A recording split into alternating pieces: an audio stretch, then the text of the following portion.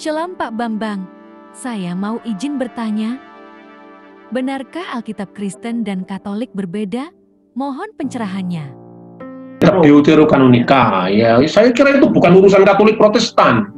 Itu akibatnya kalau kita itu tidak mengerti sejarah. Itu urusannya Yahudi.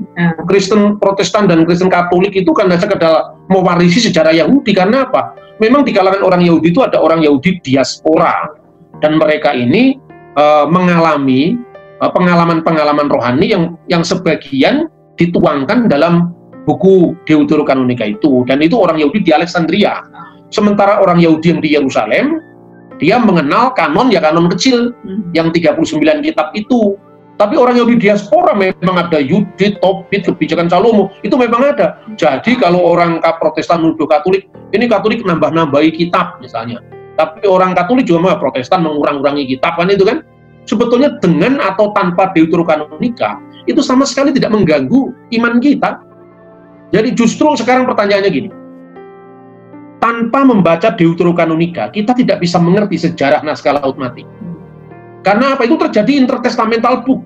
Makanya sekarang ini tidak seperti zaman dulu-dulu, di mana orang itu begitu bersitegang mempertentangkan itu. Orang Katolik sendiri menyebutnya kan Deuterokanon. Apa nih Deuterokanon? Kanon kedua.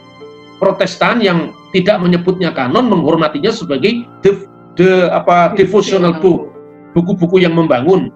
Dan banyak sekali dari kalangan Protestan yang lain, bahkan yang paling Pentakosta sekalipun seperti Moody Press, itu banyak buku-bukunya saya baca bahwa kitab-kitab itu disebut intertestamental book. Itu loh kira-kira.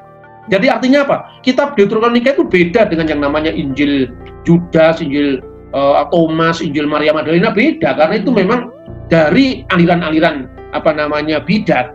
Tetapi kalau Deuterokanonika itu kan lebih banyak sebagai buku deskripsi sejarah sebetulnya. Saya kira itu, dan dulu banyak misalnya kalangan teolog Protestan menolak itu, pokoknya antipatis sekali lah. Alasannya apa? Karena kitab-kitab Deuterokanonika itu tidak ada di dalam bahasa Ibrani. Sekarang ketemu di Qumran sekarang, cuma diubah lagi.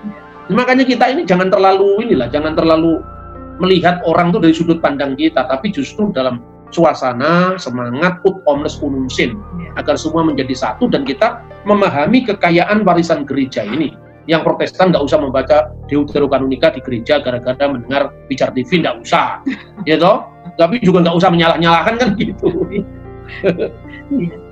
Artinya itu semua kan bisa saling membangun untuk melengkapi wawasan kekayaan sejarah itu.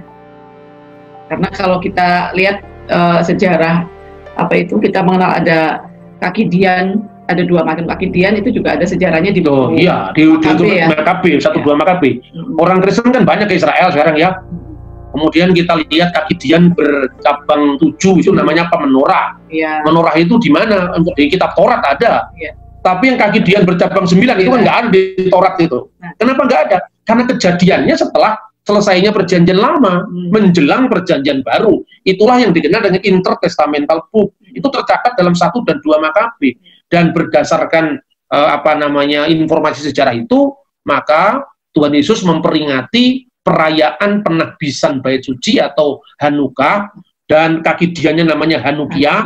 Itu di Yohanes pasal 10 ayat 22. Dan saat itu musim dingin. Itu loh.